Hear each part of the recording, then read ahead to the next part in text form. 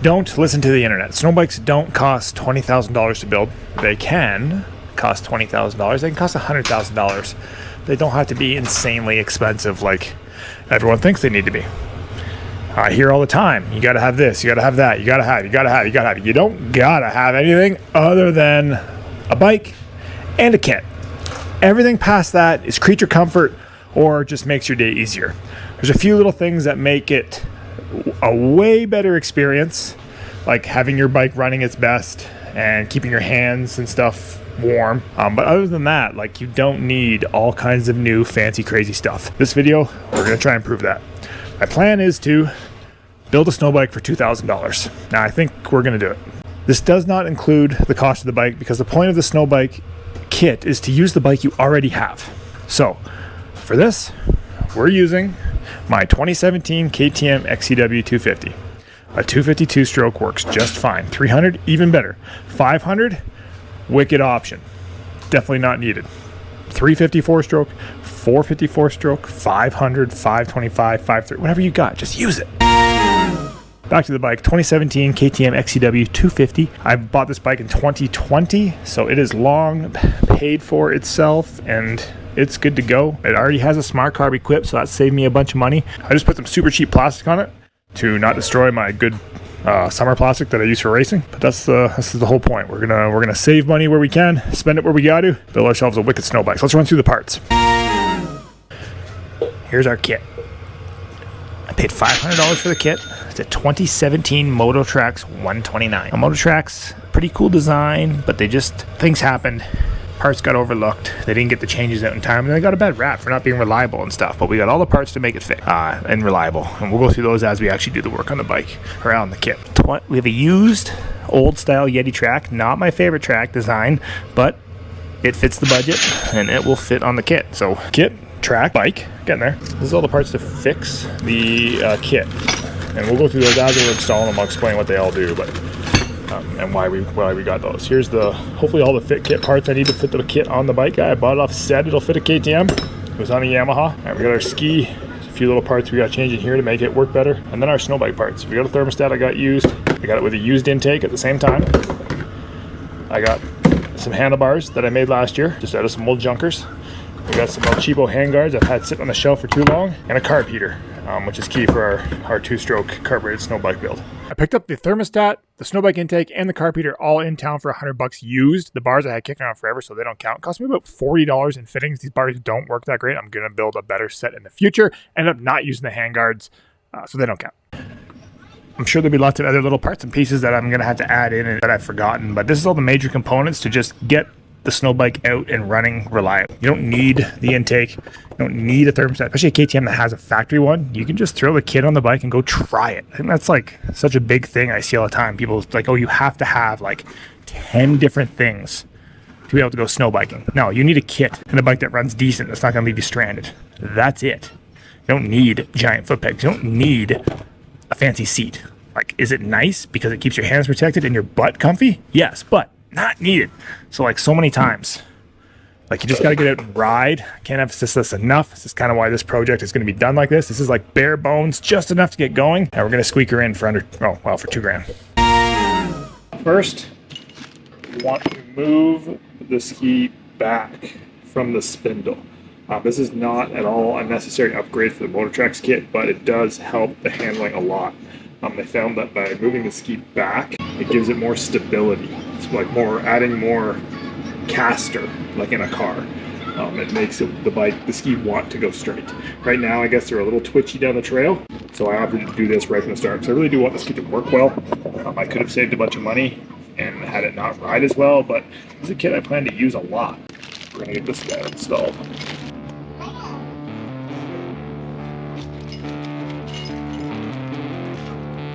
Stickers.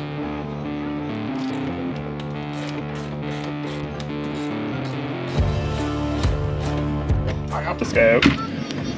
Pull these two little spacers out, and then we need to get the carbide out the bottom. This is the first kit I've seen with carbides. Usually they just have like steel, but okay. Now what we need to do on the front, or actually front and back, is we need to add some threads to these guys. because the spacer mounts way down here. They have an updated carbide, or you can thread it. So I have to thread it.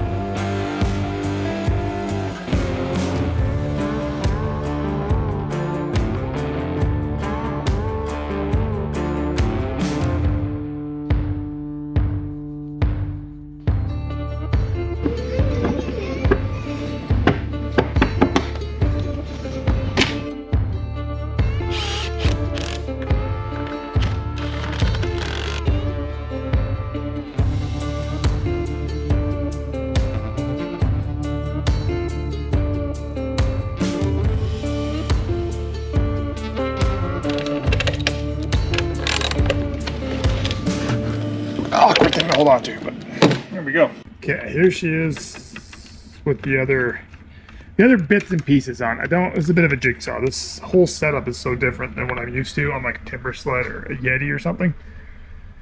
This guy goes through your axle. The axle will clamp on each side, one side here, the other side in here, and these lock in. Center spacer, and then this bar, which is free floating, you get locked in, will hit the bottom of your fork tubes. So I put in what I think is these KTM ones. Until we test fit it, we're not really sure. For now, we'll put the ski to the side and start on the track kit.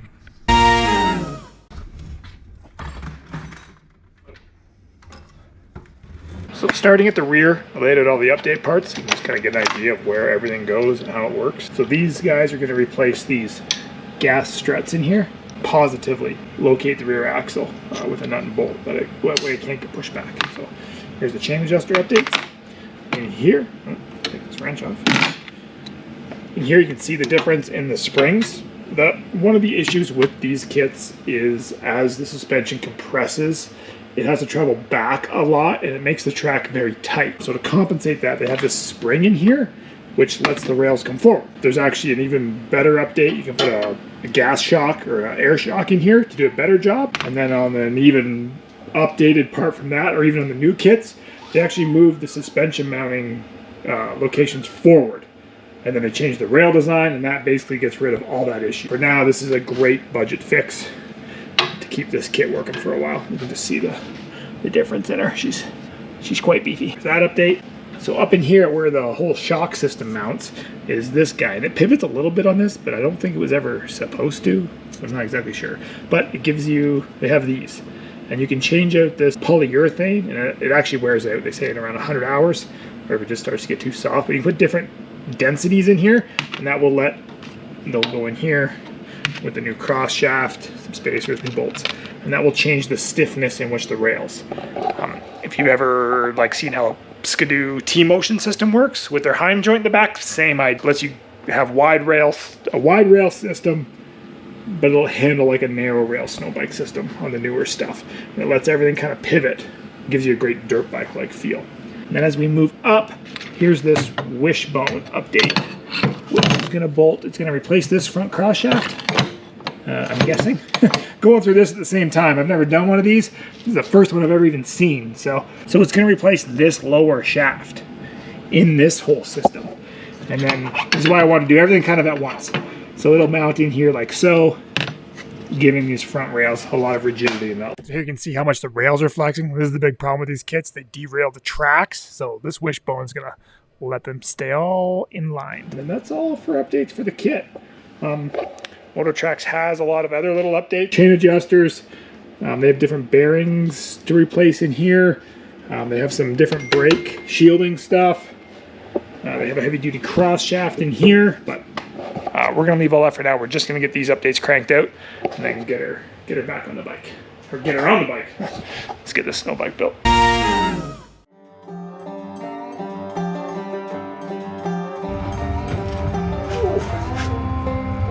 we go. This whole mess up the edge.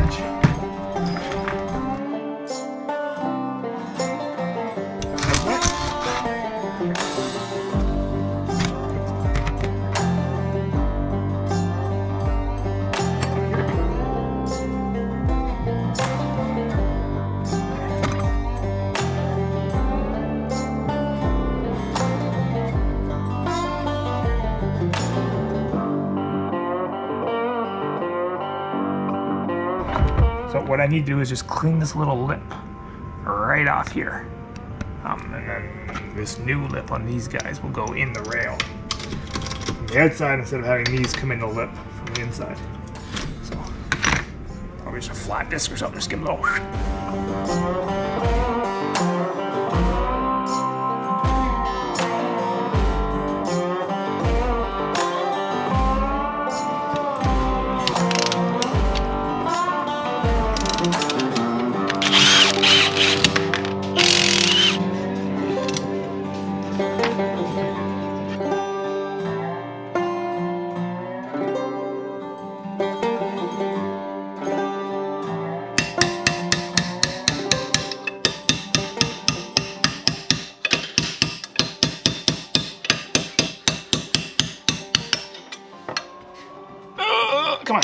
Come on, there we go. Ooh, pretty much got her sliced right through. Enough to free it up. See all the rust on there? Yeah. Goddamn rusty. Rusty ass steel. So, I'll put a little anti-seize in there, anti-seize and everything.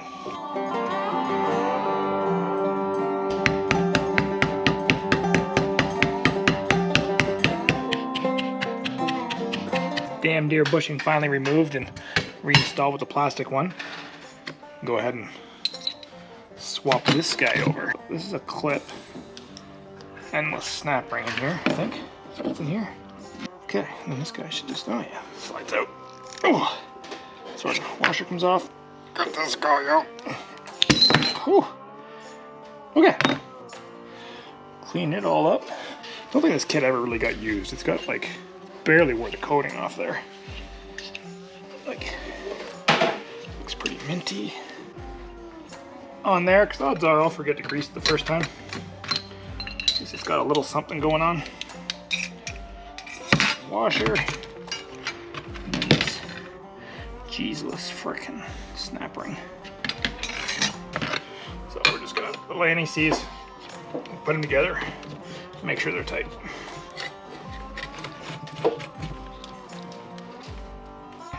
This thing is a freaking chunk of material. It's all one giant chunk of aluminum, like it's welded together here, but it's freaking beefy, man. Okay, pinch your fingers. So get these. Oh, it's even got a scratcher on it already. Nice. Okay, pop this guy out. Ooh. Oh yeah.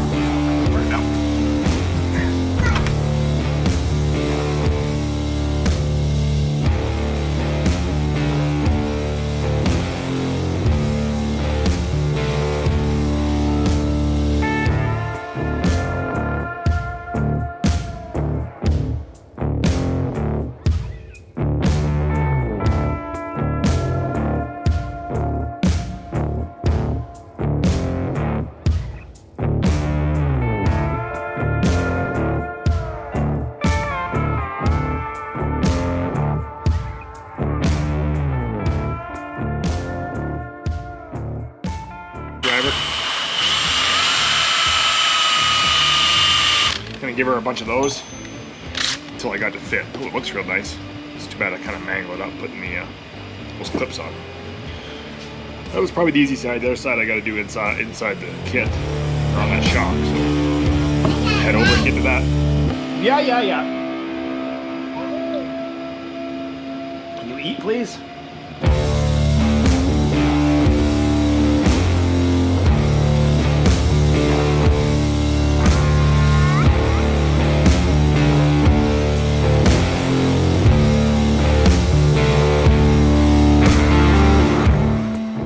So to fix the front, the whole main issue with the kit is we gotta put this wishbone Y-link in. So this guy comes apart, and we can replace this cross shaft with this. This guy we'll put in the shock on the other bench, and then we can just slide it all together.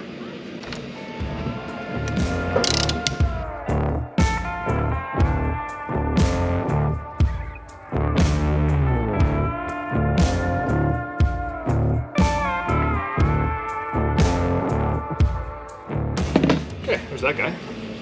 And then once this will mount to the shock, then I can come in here and slide it together. It's kind of annoying that it's got grease fittings, but not the end of the world.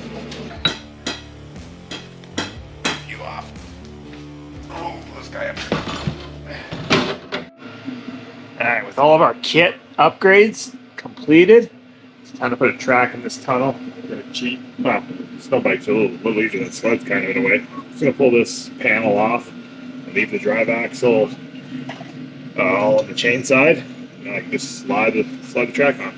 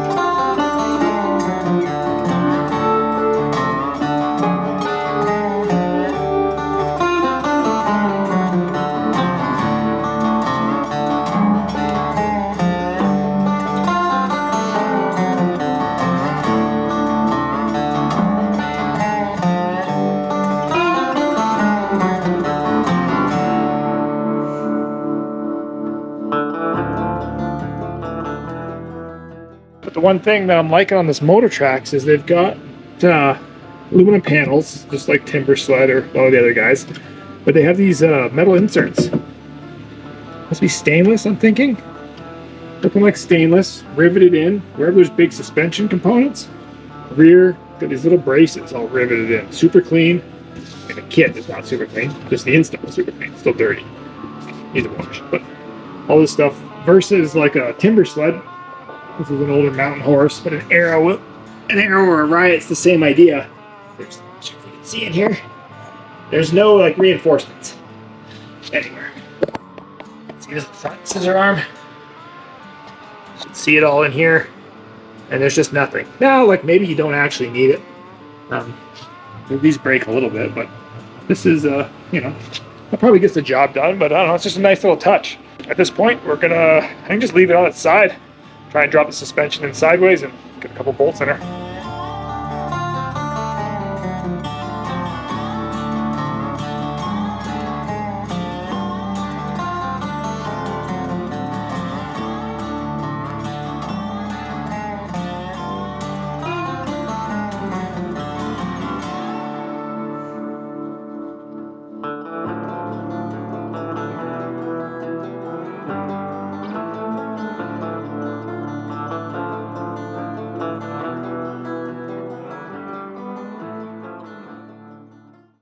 Now that we got our track back in it here, we'll quickly go through it. All our updates where they actually show up. Starting, I guess, at the back here. This track's still loose. I'll adjust that once it's all on the bike and set up. You can see we've got our billet adjusters to replace the gas struts in here. So we got a super positive track adjustment system. We move forward. We have a bigger, beefier spring and a polyurethane bushing slider in here. The other one was aluminum with steel, and they can bind and break parts and bend parts. And the other spring was like half the size. So big heavy duty spring, new joint, got a grease fitting there. They do make an upgraded actual air shock to go in here so you can control this, but that's an upgrade for a later time. Moving forward, we have the rad dampening system. So there's two polyurethane bushings on each side, all capped in with these aluminum cups. And there's a Heim joint inside here. So the whole kit pivots on this joint, and these are dampeners to slow down how much it can rock. So the kit can lean left, and the rails can stay flat, or vice versa, whatever it needs to do. And the biggest, most important upgrade that this kit didn't have was this front joint to lock the rails left and right. If we look back how wobbly everything was, everything's super skookum now. Everything just pivots like it should. Actually, if we rock the kit, you might be able to see how it rocks. It'll be way easier to see on the bike. But you can see how everything kind of pivots on these joints. It lets the rails move independently from the kit. Helps you lean over in the corners and whatnot. And then that, we replace the upper wheels up inside. And that is it. Got the new track in there, new used track that I got.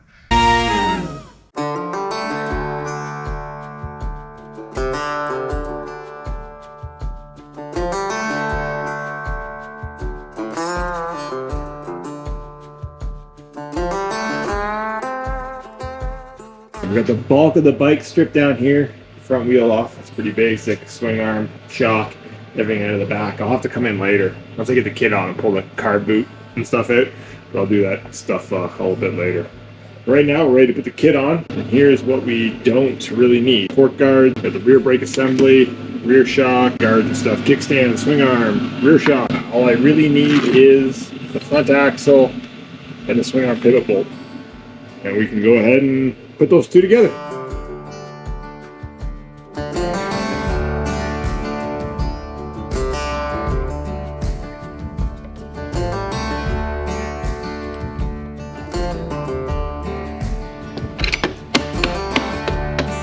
I think like for the budget I'm working with on this thing, like staying under the $2,000, having like a snowbike that looks this well and should work. Fingers crossed it works really well. I don't see why I can't. Man, we're gonna have something here. I like the look of that. Whew. White, it's just nice. So got it jacked up on the scissor stand, just kind of a rough estimate at ride height. Just lined it up with my ski.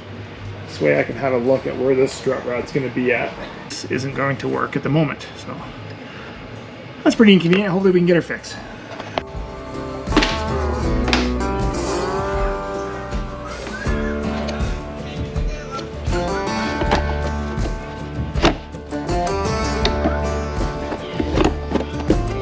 Lots of room in here without the air box in the way. Pop that carb out and get the fuel needle changed. On a carbureted, the smart carb's the only way to go. This baby adjusts for your elevation. I can leave the parking lot at like 3,000 feet, ride to 10,000, the bike still starts, runs consistent. Super easy to adjust with the top adjuster knob, and you just call up smart carb, tell them where you're riding, what you're running, and they'll hook you up with the proper needle. I'm switching to my snowbike needle from my dirt needle. It takes a couple minutes, and the bike is good for the winter.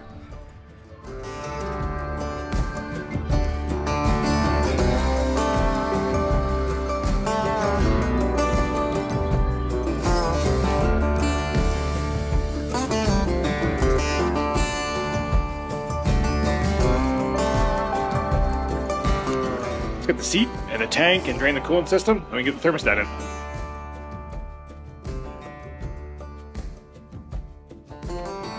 I kind of cheated draining the coolant out. I just pulled this rat hose off, just let her spill out the side, but because of the cover I have on this side of the engine. So now we're going to go and remove this lower crossover coolant pipe and the whole thermostat system here. For the old budget build, we got to use what we could get super cheap. There we go. Our coolant comes out of the head here, and it loops down to here, back into the water pump. And then when it's hot, it goes up through here, up to the top of the rat. So we're going to kind of switch the system around. Coolant in here from the engine, coolant out there, and then our accessories are all going to come out of this bottom. This guy you can rotate around, so if I need a port on this side, I can do that, which I probably will have to do. There we go.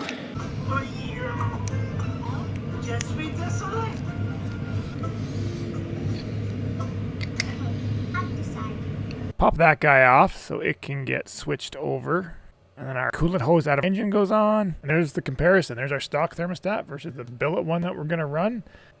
Okay, the C3 thermostat is such a better option. It's a tighter, more compact thermostat, and it just fits. So if you're running one of these KTM 2-strokes, just get the C3 one. It fits perfect. Now we're going to put our coolant crossover back in, and usually the return is, I flip it around, so the return is on the right. It's a bit of a squeeze with the fan, but I still get her in there. We got our upper and lower rat hoses connected, and then our thermostat is installed. Don't forget to tighten these down after you ride a couple times, because once they set in, they come loose. Time to put our heater on. It's going to get hot coolant circulated through it. It's an absolute must on a carbureted snow bike. If not, your slide freezes in your body all the time. It's really annoying. Just only held down by one pinch bolt, so pretty simple install. Going to go ahead and hook up our hot line out of our thermostat into our carb and our return line on the opposite side. And our return line into that lower crossover that we had already installed.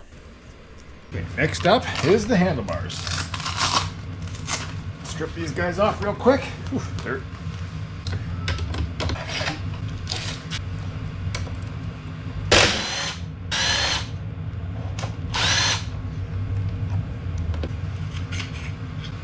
So I built these handlebars last year for about $50 for a different bike. I don't know if I should count that in my price or not. I suppose I should. These are definitely a luxury though. Like if you're building a snow bike and you're staying on the budget, you don't mind having really cold hands sometimes, you'll be fine. My buddy's bike is in here and he rode 2 days last week. Not crazy cold temperatures, just right around freezing, and he was fine. So it's up to you, personal preference. I'm down to spend a little bit extra, but this is totally not a necessary item for a snow bike. Definitely a luxury. But for someone like me, I got some weird hand issues from neck issues. So I am down to have warm hands. The C3 set of bars are so much nicer. These work okay. All I did was drill and tap 3 holes and then plug the ends. And then coolant only flows hot. Well, coolant flows hot in the center and then cold out. Maybe I should do it the other way. Hot up to here and then restrict the return. That would at least put hot coolant here quicker. I don't know if it would make a whole lot of difference. Because like the coolant, the bars get full of coolant and it's hot up here. It gets around, but it's not crazy hot.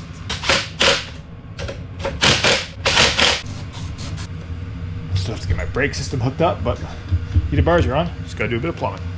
Down under here, just gonna get our return line hooked up. Drops right in. Beauty.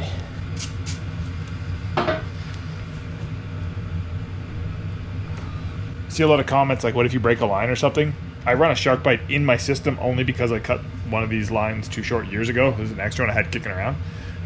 This is just that truck DOT airline. So now there's one in my system, I can always pull it apart and just loop the line, or loop this line, the front line to the back line, hot line to the cold line, whatever. So I carry one in my pack too, just in case someone else breaks a line. Cut them and join them and then loop your system and then finish your day or get out of where you are. Up. Slide it up under here. Not the nicest install, but an install nonetheless. Fittings is, if they're cold and you can't get them in, you can't get them hot, just run your bike. You'll get them most of the way in and they don't leak excessively fast. Warm your bike up and then go back around and push them all in. And with the hot coolant going through them, they'll plug in way easier. All right, a little overview of the system here. Again, hot coolant comes out of our head into our thermostat. Thermostat's closed. Hot coolant goes up here and into our bars, if whatever bar system you're running, if you're running a bar system. Then we have an on and off valve to control the flow. Returns down here, comes back into this port, and goes into our lower rad hose, back into the engine. Our heated carb, or if you're on a heated throttle body, comes out, same thing, right beside it comes out, runs back into our carb heater block, and then returns into here. 2-stroke things, man, gotta have them. I wouldn't run a fuel injected 2-stroke without a throttle body heater. I won't run a carb 2-stroke without a carb heater. So there's our cooling system. Spark plugs on. This is very tight. I don't really like how big this thermostat is, but again, it fit the budget. There's a couple other ones, like a C3 one. It's quite small and narrow. This one I did test fit the tank, and it gets pushed kind of against the rads. Put a little tape there. If it rubs through the tape, then I'll know it would rub through aluminum. Test fitting things. All the cable's good. It does all kind of get in the way sometimes, but we got bar movement. We're good. And all we got left is an intake. This is a tricky install right here. I'm doing a screwdriver. Okay, one of the last things we really do need, and again, you can get away with not running this if you're on crazy budgets. A pre-filter material over a dry air filter does work, but your airbox ends up getting full of snow. I got this, all came used in the whole kit. So here's our. Okay, a lot of people will say you have to cut the bottom of your airbox out because like a standard C3 style intake just comes basically straight out. But if you get a nice 45 and you cut it to just the right angle, you can squeeze them up in here. I did trim the bottom of this guy just a little tiny bit, but not enough that I can't put my boot in. And then I've got some plastic shield we're gonna put in around this. Here we go. We are back to work on Project Budget Build 2000. Our $2,000 snow bike budget build budget bike. I got a few little things done while I was waiting on some parts. I just ran the rear brake line, got it bled to a master cylinder here. It's pretty spongy, but it seems to work. We got our gas tank and seat on. Our intake is in. Put this little shield back in here. It's just some plastic. It's pretty thin plastic, like crazy carpet stuff. A little thicker than crazy carpet. Got that zip tied in there to kind of block our air box. Fuel lines are run. It's got some coolant in it. And I was waiting on a few things. So our spindle didn't work, but I got the correct parts for this right here now. And we had to make a part for the strut rod because it only had adjustment on the bottom and it was too short. So a simple Heim joint, just drilled, tapped, threaded this, and now we have a Heim joint on the top, so we can just do a quick strut rod adjustment. I had to lengthen anyways. It's kind of the best way. I did have to buy this. It might have hurt the budget a little bit. We had to buy a few things, unfortunately. I could have like cut and added some aluminum, which essentially would have cost me nothing because I had aluminum, but for the $8 I think this guy cost me, way better setup. Here's our new spindle adapters to make it fit. Again, I could have jimmy rigged something to make the spindle work, but for the $100 I think it cost me, I'll go through all the tallies. I will go through all the costs at the end here. We'll get her added up and see if we broke the budget. We might have, but we're gonna be very close, very close. This was an unforeseen circumstance. Same as these, I could have made these, but it would have taken me quite a few hours at the other shop. And so for the money, we know we got the right setup. I did make this. You can buy this from Moto-Trax, but this is just a pretty simple piece, and I'll show you where it goes in a minute. Built a couple of these, show you where they go in a minute. I think for now, let's get the strut rod in and get the track kit properly affixed to the bike. Put this guy in. Shock bolt with our spacer. Up here.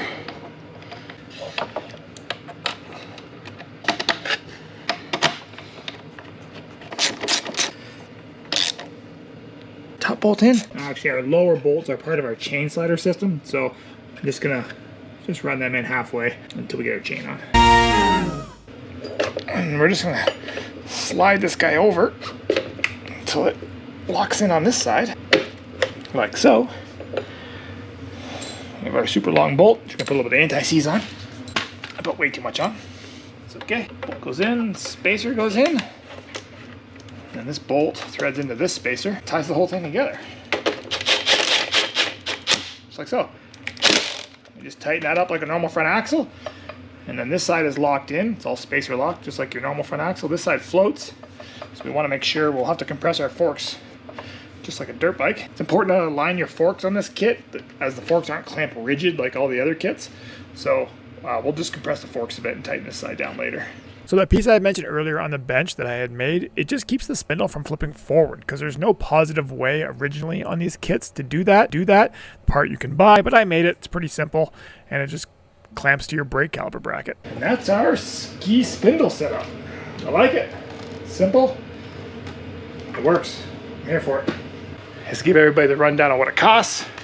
I got a chain on it, and then we're gonna go ride it.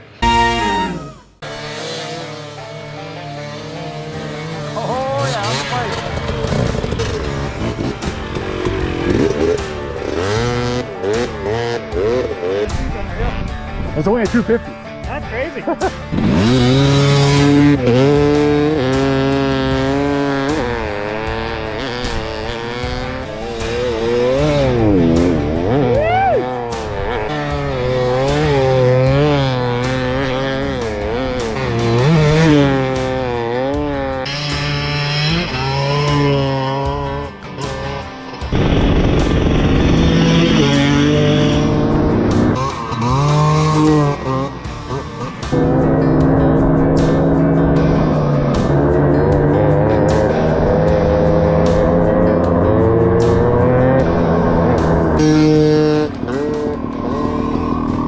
Here is our rundown. Kit, it's $500. Don't mind me, I'm a lefty. Track, $500. Our Moto-Trax update kit parts, just to make this thing work reliably, was $820 Canadian. This is all Canadian too, CAD. Maybe if you're in America, it'll cost you a bit less. My thermostat, my carb heater, and my intake, I got them used locally for $100. My heated handlebars cost me $50. And then I had to get more fit kit parts for that front ski, which cost me $100. So we are at a grand total. We broke the budget of $2,000 $170, but still a win. Okay, here we have the finished bike. It worked great. Those clips are from like 2 or 3 weeks ago. Had it out with a couple guys on tour out in Golden, and it worked. The bike worked great. I've made some upgrades since then just to make it work better. But everything we did worked fine. The track, like we mentioned, not my favorite track, and it definitely showed its limitations. But then at other times, this track rocks. So it's a give and take situation. But all of our updates, we did not have one mechanical failure in the kit. It worked great. I really like this kit so far. I didn't get to ride it that much. I ride my 500 mostly, and this baby's out on rental. So other people got to ride it, and the feedback was great. As a beginner kit, I don't think you can go wrong with this thing. It's really solid. It's really simple. It's really easy to ride. I took it for a loop around the parking lot, and I couldn't believe how just easily it carved in shitty snow conditions. So on that side of it, it was awesome. I did upgrade the handlebars. In a future video, I'm going to show you how to make a proper set of heated handlebars versus the other setup I had. So I had these ones kicking around, and that will be a kit that is going to be for sale very soon. I haven't tested them yet. I just got them done. So that's future. We did swap the seat out after the ride because everyone complained the seat hurt, and I had this one kicking around. It's my Moto seat. It's a little bit better. Seat concepts, you can never go wrong. We had to add a gas can. I didn't include that in the budget because, I mean, technically you don't need it.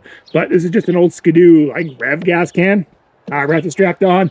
Added a hard case. I got a couple of those guys in stock, so that was no biggie. It's just bolted on the tunnel.